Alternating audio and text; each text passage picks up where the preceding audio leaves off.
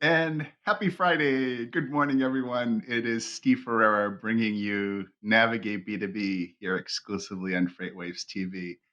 So nice to have you all here on a beautiful Friday.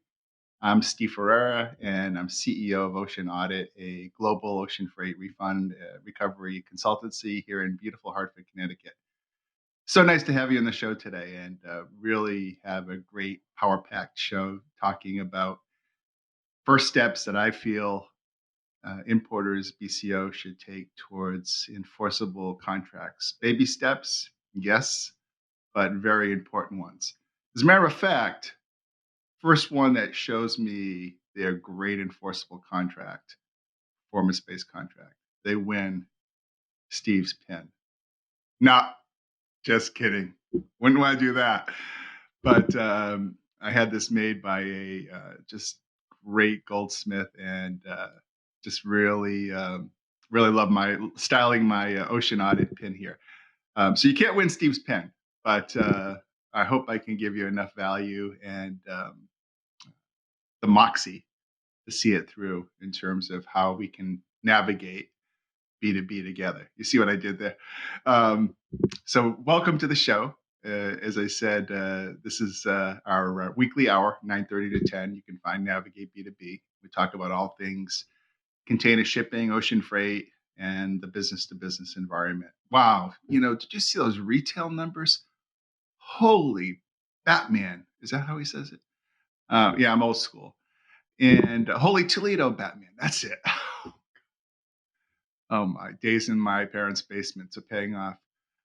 The retail numbers are looking so strong. I think the National Retail Federation is predicting an 8% bump, right, in retail sales for 2021. And what's really remarkable is I set up this half hour that we're here together with. And thank you so much for my great viewers. We've had just tremendous receptivity on Global Supply Chain Week. The numbers were just, over the top. And thank you all for attending that. As we start to look at the environment, as we set up today's session on navigating enforceable or performance-based contracts, I think we first have to look at some of the basics that are out there in the marketplace. So, for example, vaccinations. I'm actually scheduled to get my vaccine today. But what will that mean as we reopen America, right? Do we, Gary Vaynerchuk was talking about a hybrid work mode, right? Where we have our offices at home, we have our offices at the office. So does that mean that we need two of everything? Do we haul mobile computers back and forth, laptops? What about desktops? And so I guess the question is, as we start to reopen, does the reopening mean with a projected retail stimulus? Obviously, a lot of that's back to school. A lot of that is the pent up demand. A lot of that's the stimulus. But what about the wild card?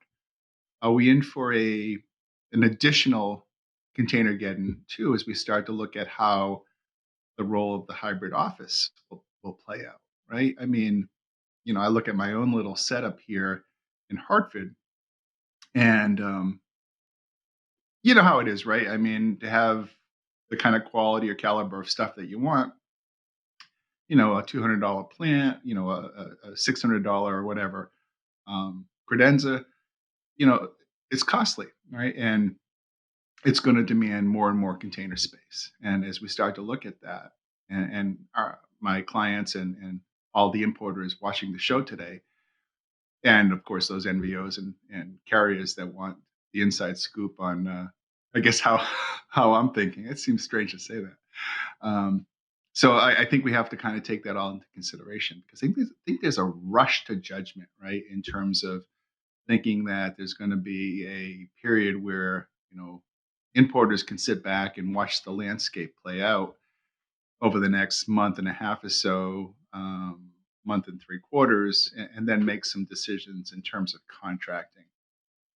I don't think that that is there's a precedent for that this year. I think that we have to, and pardon maybe the expression of words here, but I think that there is no waiting time, right? I think the time is to do this quickly. When I say do it quickly, I'm talking about the negotiation process and working with the vendors to get your deals, your container deals.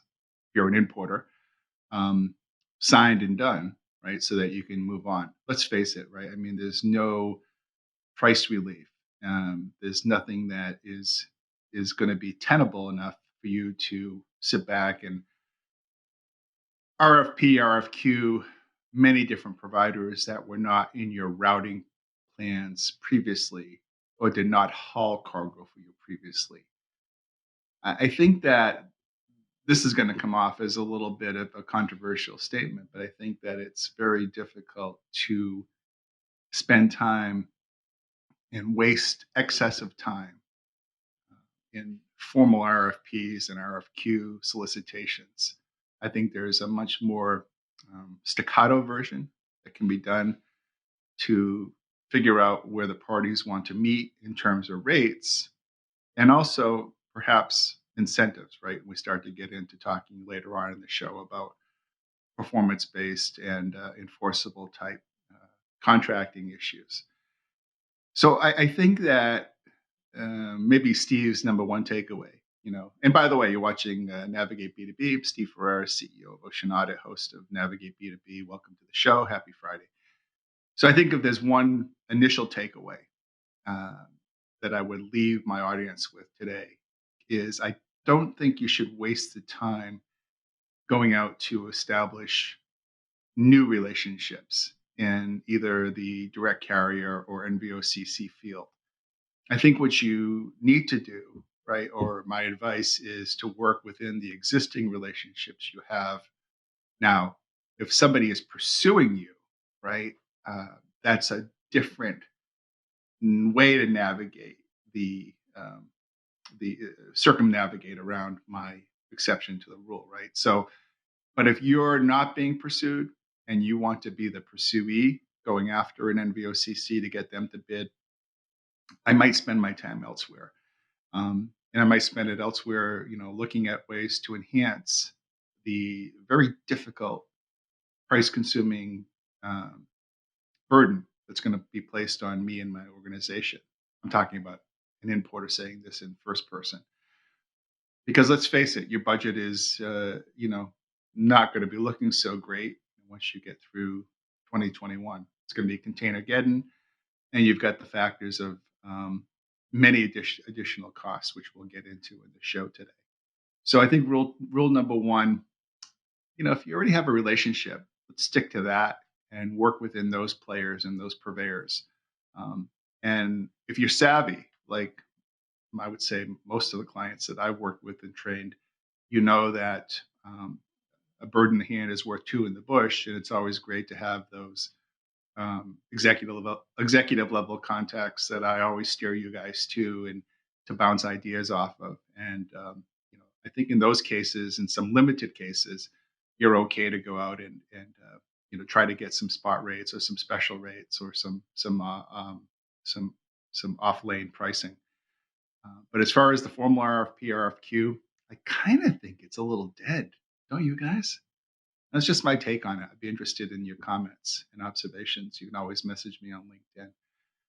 But I think that the other thing to contend with is you start to truncate this through, right? Is that you're looking at the port situation, for example. It's a wild card, with more and more vessels bypassing LA, Long Beach, and going into Tacoma or Oakland. And we've seen some backups in courtesy of marine traffic in the past of even some of the East Coast ports. And Savannah had an issue where there was some backup, but it was really they have a difficult situation with fog in the Savannah River there. So um, Savannah's PR people came out real quick and tried to alleviate that.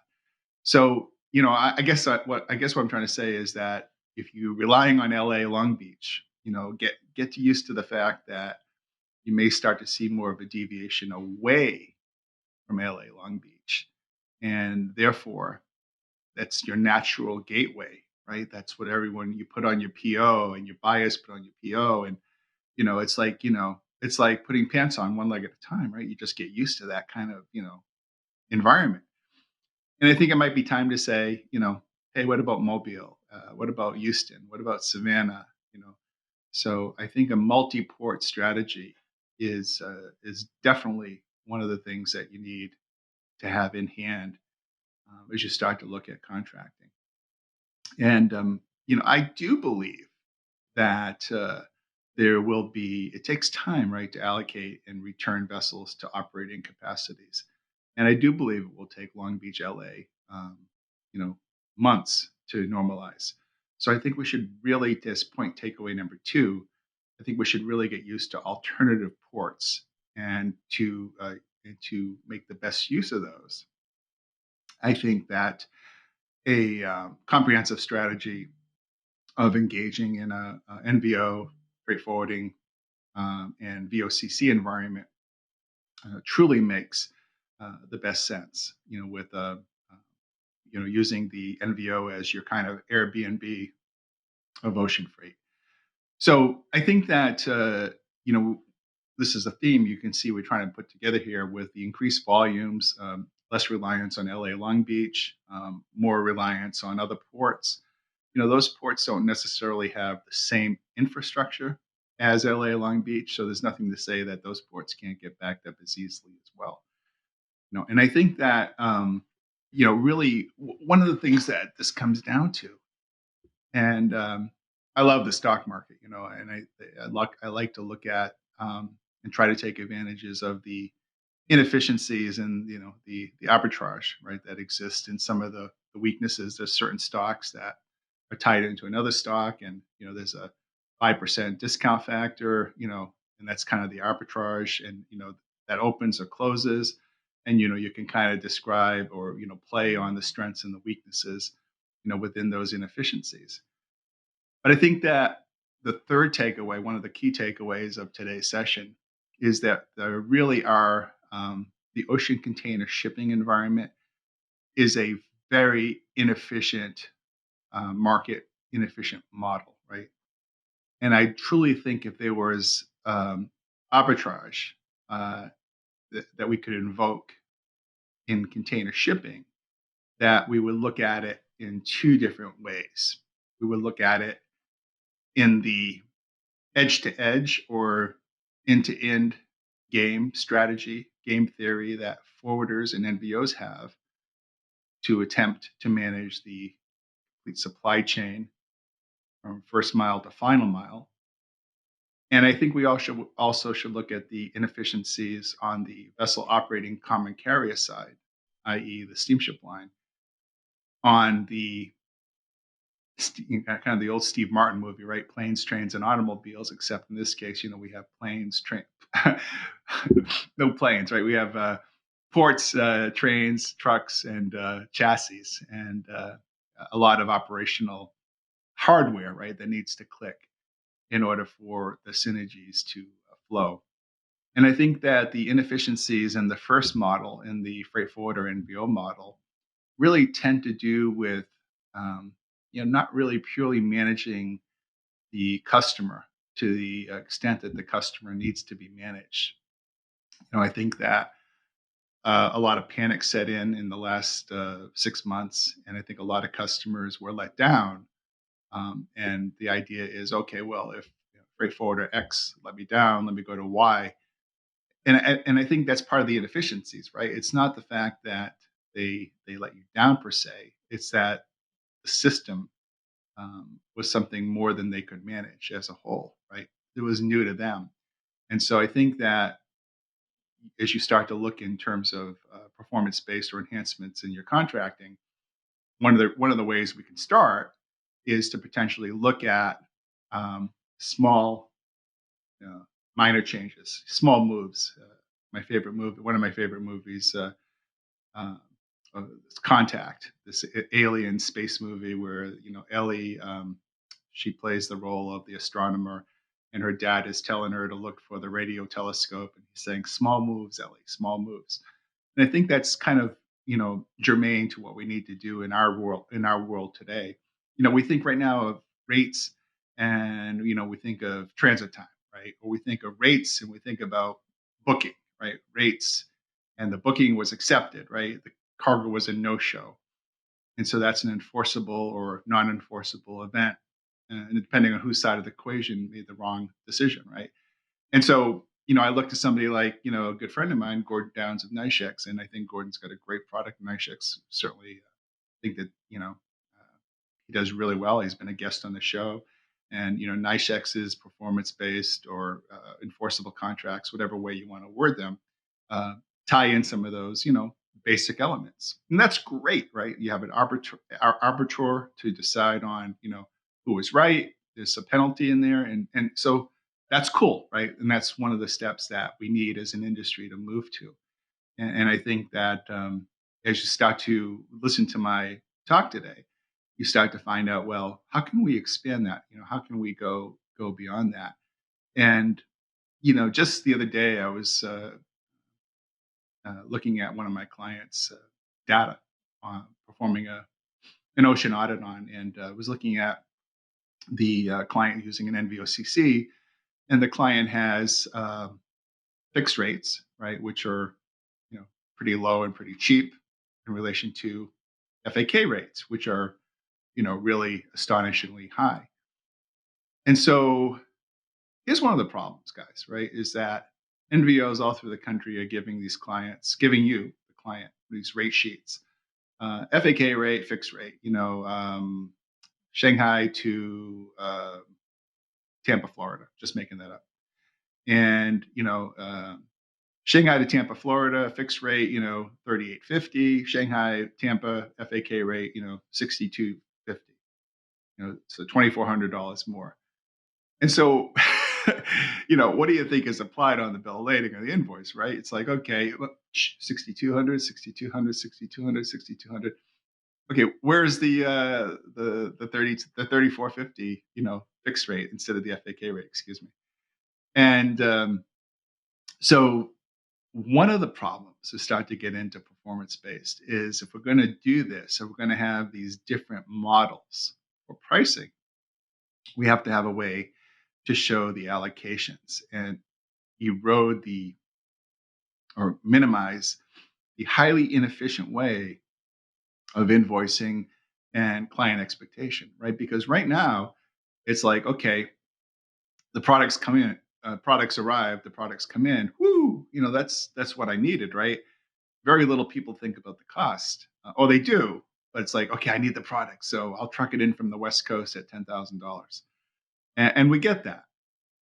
But as we start to normalize whatever that is, and it may be just that we continue on as we are, we do need the ability to fix and look at other alternatives that the NBOs and service providers can give us on those allocations for FAK and fixed rates, right? So my proposal is that if you're going into any RFP, right, and you're going to be operating in this environment, FAK rates or fixed rates, you need a scorecard, right? You need a enforceable scorecard which shows, okay, here's the alert this morning. You have an allocation of 15 fixed rates and 25 FAK per month, right?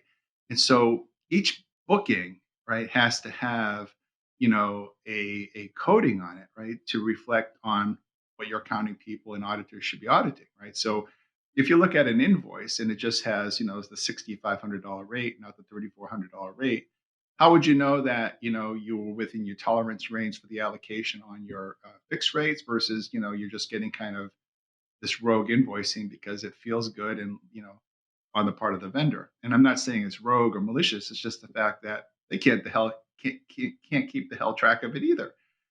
So you need really some kind of delimiter that shows that, hey, if it's FAK rate, it needs to be shown on the invoice. Booked as FAK, booked as fixed, and it may just be a difference in the invoicing where you've got a A for fixed or a B rate for FAK, but it does need to be indicated. Otherwise, why bother, right?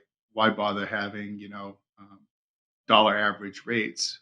And I think that what I'm just saying here goes in and really maximizes the inefficiencies that are taking place in freight forwarder market. It's a really horrible situation. I think a lot of importers get put into, and without correction, you go from the cost overruns of yesteryear, which is 2020, to now a 2021 environment where your cost structure is, you know, 1.5x, even though in general, um, it's going to be probably some relief of where the spot rates are. Not a lot, right? But I mean, certainly, they won't be in the post-pandemic stages for, let's hope, the whole year. Now, I'm still very bullish on the fact that rates will be quite high, and we already see that from some of the deals being negotiated and the structures that have been promoted throughout the industry in terms of where costs are. So where do we go from here? Well, there are so many problematic areas. Old school RFPing, the fact that we don't have a good beat on any new incentives in performance-based, in enforceable or incentivized contracting, and what kind of just seem to be doing the whole rinse and repeat thing all over again. And I think the cycle should stop. So I created a few baby steps that I think will help my audience. And before I get into them, I just wanted to, again, thank you for watching today's episode. I'm Steve Ferreira, CEO of Ocean Audit, and you're watching Navigate B2B on FreightWaves TV.